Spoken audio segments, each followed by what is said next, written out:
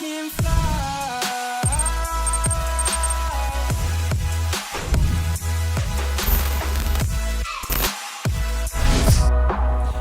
Alright, what's going on, guys? It is 6 a.m. in the morning right now, and I'm just about to make the final trek up to do the final training session up at Great Park with all the normal guys.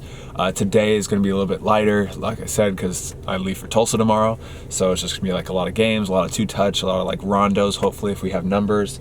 So should be good. And as always, I'm always being very smart like with this time, because I've done everything now to prepare. And so now it's just about those final preparations, you know, not losing it, maintaining it, and just being smart with your body, that I'm not going into dumb tackles or doing anything stupid. So yeah, about to head up. It's about an hour drive up there. I have my 2 bananas for breakfast, just because it's easy to grab, good carbohydrates. Yeah, let's make this last final trip up. It's kind of bittersweet, to be honest.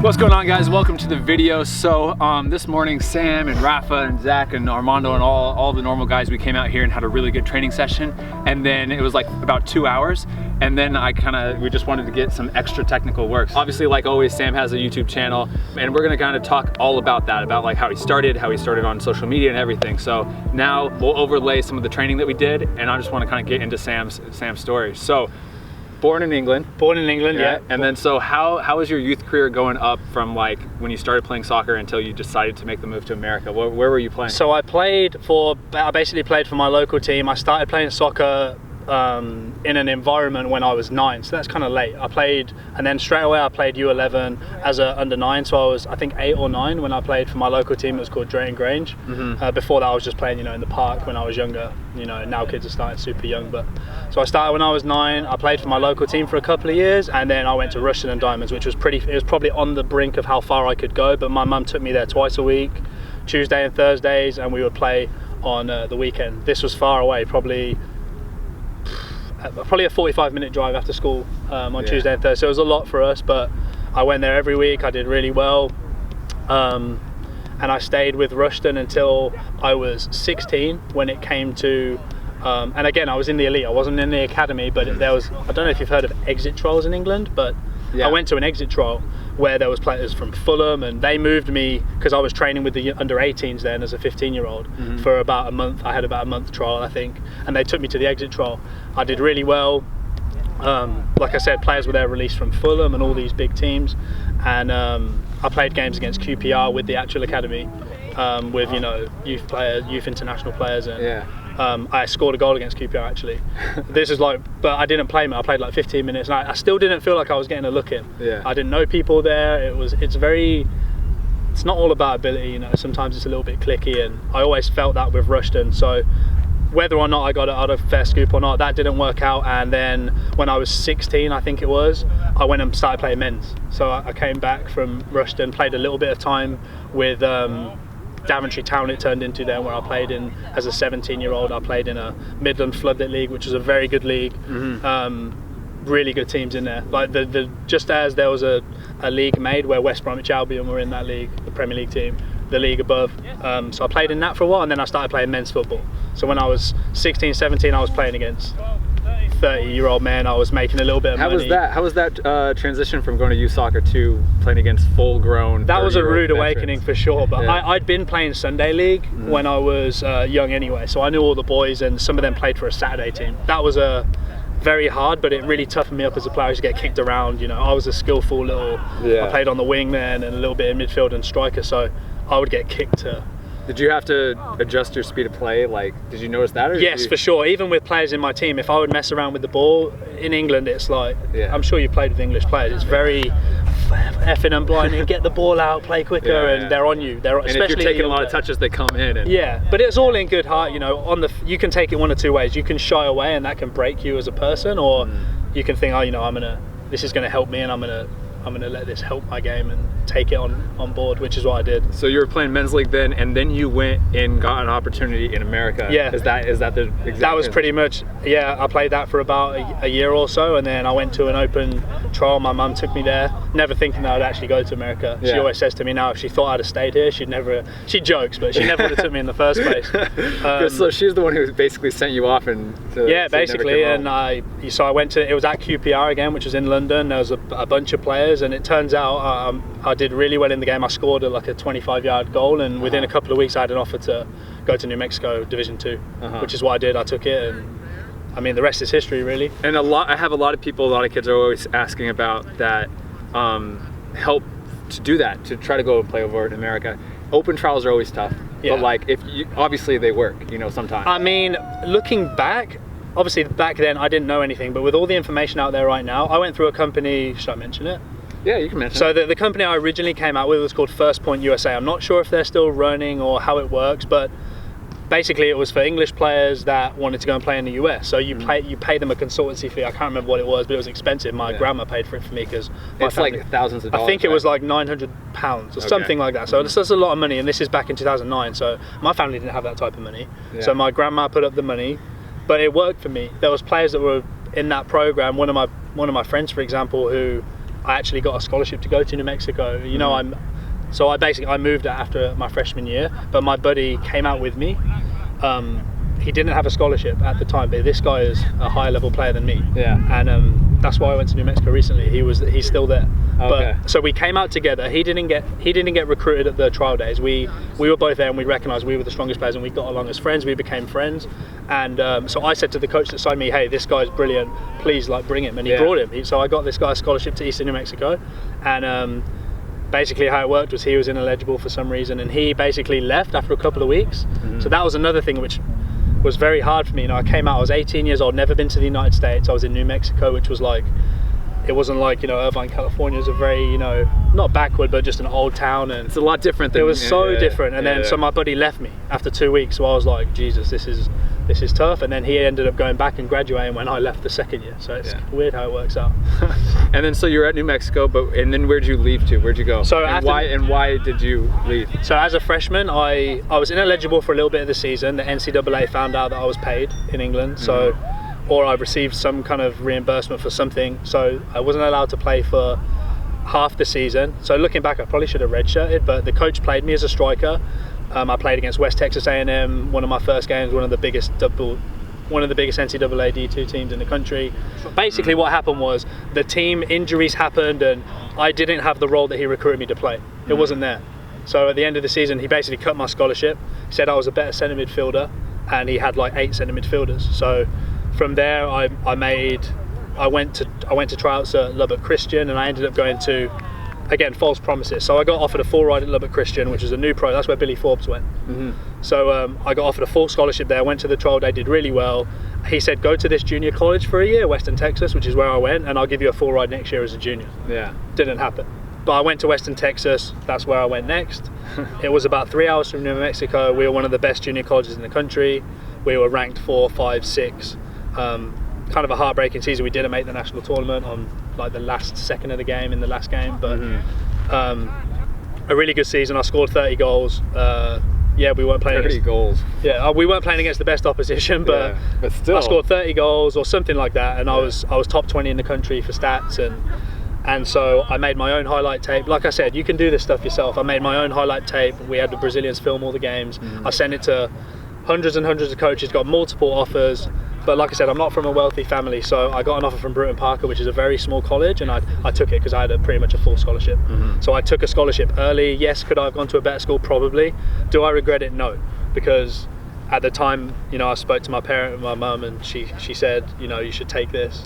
Can't really get any better. So then I went to Georgia, which is again a very different. You got to think, I've experienced so many different cultures over here. Georgia again was. We had to go to chapel, which is, I'm not against that, it was just very new for me, and very religious state, and I wasn't in a good team my last 2 years. We got beat a lot by big teams in conference, and I didn't really get along with the coach. We just didn't see eye to eye, which happens, and it was a very tough experience, but I came through it, got my degree. I did well personally. I think I had 15 goals, 11 assists in 2 seasons. I didn't play that much.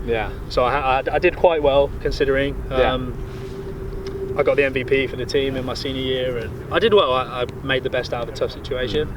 And from there, then I moved to California.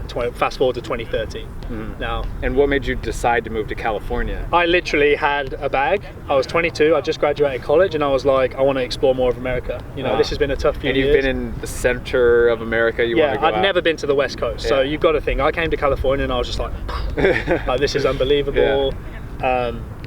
And again, I never thought I wouldn't say I'm a coach now, you know, I'm a professional technique trainer, so it's different to being a coach, but I never thought I would be doing that. If you were to tell me that when I was even a senior, I'd have been like, no way. What did you, in your head when you moved out here, what was your vision of like? Professional soccer. Yeah, okay. I wanted to play as a pro, for sure. And where, did you do any trials? No, I didn't. So again, I struggled so much in college that I had no confidence. I mean, it's not an excuse, but I really struggled with self-belief. I struggled with, am I good enough? I used to question myself because I wasn't getting that belief from my coach, and it kind of filtered down to me. And now I'm a lot stronger now, and now I try my best to believe in myself every day. It's very important. So for anyone watching this, just because of what somebody says to you, don't let that affect you in a negative way. You've got to be strong in here, and you've got to be strong up here. And I am today, and I was then, but it was hard at the time. So that's why I didn't do professional tryouts. So could I have played possibly, but I didn't. I got asked, but I just didn't. It wasn't in my mind. I was so burned out, and I had such a hard time. I just wanted some time off. So I probably didn't play for a year or so at all when I was 22. So you got to think this is my prime time. If I wanted to be a pro, probably missed the window. But so I came to California, and I started coaching for a commuter coaching company, working in just basic soccer camps, just to basically as a foot in the door. We earned $100 a week. We were hosted by, didn't earn any money, but it taught me how to communicate with parents and players, and like, it's funny how careers fall in your lap. A player came up to me and said, a parent said, you're so good with the kids, you know, do you do individual stuff, do you do personal? So I was like, no, what's that? So that's how it started. That's not that big in England, right? No, not at all. I mean, it is now, but back then, or even in 2013, it wasn't. So I was like, no, what? And she was like, you should work with kids on an individual basis. Because in America, especially, like even when I was growing up, it's like we don't have when I was growing up especially, there was no academy in the whole state of Oregon. So it was like you had to go and play for a club team, and then you needed, like, the only way if you want to play for even varsity, you need to get a trainer. You need to do one-on-one sessions. You need to do this, because it's like now there's so many better academies coming up, but still I think training with a team. It works on so many different things, and then training with a trainer and individual skills. It's so helpful. It's two different things. Yeah, it is, for sure. And so I think, like, to be able to do that, and it's just so valuable. So anyway, how did you start? So a parent came and said that, but how did you start, like, full on, like, okay, I want to start making a social media? So that happened, but there was a lot happened in the middle. Basically, I did the coaching camps for about 6 months, and then I thought, I'm going to try individual. I still wasn't earning much money. I didn't brand it. I didn't have social media, but I started learning my craft. I started learning what I was good at. How can I help kids? And then basically I started playing in a summer team. I met somebody. We became friends, and he employed me for his company to come back. So I went back to England for about 7 months, it turned out, because I was going to try and play. I wanted to play, so I played for a summer team, and with a view to going to play in Europe. This is way after college. I was about 24 then. I was like, okay, now I want to play again. You know, I miss it. I love it. I love soccer, obviously. So I met him, but it turned out, he said, you know, you can probably try and do that. You're going to, kind of what you did. You can go to Sweden or Germany, play low level, not make much money, or we can employ you to work for us, and you can live in California and still be in the game. So I took to stay in California. So I went home. That was very hard. Came back, and then basically a year later, didn't work out with that company. We're in 2016, and I wrote down that it was the 10 originally, so the academy itself was called the 10. It was just before I went to Australia traveling in October of 2016. That's when I first wrote it down, had the thought I should brand this. You know, what I'm doing is good. Let's try and make something of it. So went to Australia for a month and a half to visit my friend out there. Worked for a couple more months, and then I went, okay, I'm going to do this. And it was about January 2017, so about 2 years ago now. Exactly 2 years ago. And I branded it. It was called the 10. I started posting stuff on social media. People loved it. I got more popular. Started getting players of high, but take that away, it took a long time. I would say I went 8 months, and I had a club job as well. So I worked club for about 6 or 7 months. Felt like I couldn't give enough value, so that didn't work out either. got fired actually from a club because I just felt like I agree with being with that, what happened there, because I wasn't giving it enough, because I didn't feel like I was giving enough value, so I couldn't give enough to it.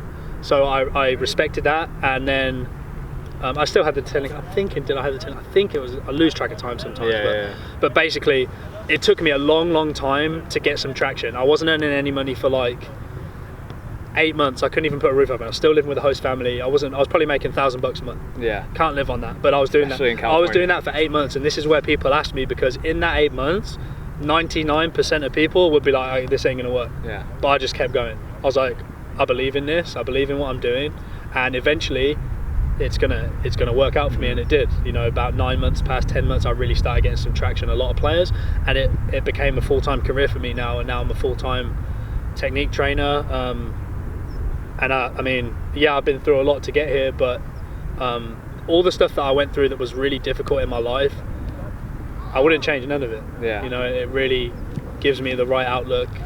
I know what I wouldn't do to players, kind of what coaches did to me, not giving me the self-confidence. I always make sure, first things first, I have a relationship with the player and make sure that they know that I care about them and they know I want to help them, because I didn't have that growing up, and if I did, who knows, maybe I would have played professionally. Yeah. So that's my main thing with the technique training and with the 10 Academy, really trying to empower the player, and not by giving them false hope or false promises, being real with them, but giving them some trust where they trust in you as well. And I know I'm giving tremendous value. I can go to sleep at night knowing that I'm doing something that's helpful and something that I wish I had when I was younger. Yeah, and I think there's a big difference, like what you said, between like false hope of like you're going to be a pro no matter what, versus like, look, you can do it if you do the right things, like coming up. Because it's like a lot of, or I'd say too, for me, I didn't have the confidence that was instilled in me in my game was through my dad. Yeah. But like the coaches, they told me like I couldn't play college soccer. I didn't have that either. And I didn't have a dad in my life growing up where, I mean, yeah, my dad wasn't in my life growing up, so I had my mum, but when you're younger in England, you need a dad there at training to be talking to the coach, to have that relationship. I didn't have that, so yeah, that probably contributed as well, and I didn't have that figure in my life that pushed me, and I just didn't have that. Yeah. So like, even aside from the training side, just being a mentor to these players, and even college players who, you know, need help with stuff aside from the pitch, I'm there for them, and they recognise that, and that's how you ultimately become sustainable in what I'm doing. Yeah, is by having those relationships. And then, so what's your future plans? Like envisioning the 10 Academy or the technique trainer in 3, 4, 5 years? Like, what do you see? So I'd like to be, my ultimate goal is to work with the national teams or the youth national teams or professional teams, not as a coach but as a specific trainer, so as a technique trainer for those players, and still have my academy on the side, run training centres across the country, maybe build a performance centre. I know you've got that goal as well. I'd love to do that in future. But I mean, I'm making strides to try and do that as soon as this year. I'm going to be going to some states this year to do other stuff. I met some guys at the convention that wanted me to come out, so I'm on the way to doing it. But just have an academy that is known across the country, across the world, known to be a professional level of technique training and to, you know, empower the players, just to have that message kind of resonate throughout. Really, that's my goal. Cool. And then last question, if you could go back in time, this is one of my favorite questions. If you could go back in time to your 16-year-old self, what one piece of advice would you tell him? This is easy. Yeah? For me, do the extra. Do the extra. Go out and do more, because I mean, I've been open to Matt about this, and I don't hide this from anybody. I did not do the extra in terms of, I did what was necessary. And you know, I spoke to Ricky Clark in my last video, Ricky Master Coach. Make sure you go and watch that one. Talent is not enough. You know, I had talent. I had a lot of talent. But I didn't have I had the work ethic when I was playing in games. When I was playing in training, it's not enough. I didn't do the extra. So if I was to go back, I would say get out there every morning, do more running, go and work on your fitness, go and work on your touch, go and basically just do the extra, because like I said, you've done the extra and you made the professional level. You're a prime example of hard work does help you get there. And yeah, that would be my message to myself. It's pretty straightforward. Yeah, no, I like it. It's definitely the thing that jumps out to me. Maybe if I'd have done more, I would have made it to that level. Yeah, I like that. Do the extra. Do the extra. Go out and do more. I mean, that's for everybody watching. You have to do extra. Like Ricky said, there's always going to be somebody that goes there, does what you're doing, and does even more. People like Matt, they do more. You've got to be one of them if you want to reach the elite level, no question. Makes sense. Awesome. Cool. And so that's Sam Haynes. He runs the the 10 Academy, and he also is. What I always so it's at the Technique Trainer and at the 10 Academy. So that's me. Technique Trainer is what you call yourself, your brand, and then your academy is the 10 Academy. Yes. So I'm the Technique Trainer and I create the 10 Academy. Okay, so go follow him there. Also, YouTube channel. He's really starting. Videos are coming up. You're starting vlogging as well. Yeah. So I just started YouTube. I'm going to try and film with more professional players. Film my sessions. Basically, show you what I do day to day to try and give you guys value and try and help you to improve. Really, that's the main goal of my channel. Awesome. And that's the Technique Trainer as well. / the Technique Trainer. Yeah, everything in the description. It will also be on the screen too. But yeah, Sam, thanks Matt for having me. I appreciate it, man, and good luck in Tulsa. Thank you, appreciate it. All right, guys, I will catch you on the next video. Be sure to like the video, subscribe, and I'll see you in the next one. Peace. See you guys.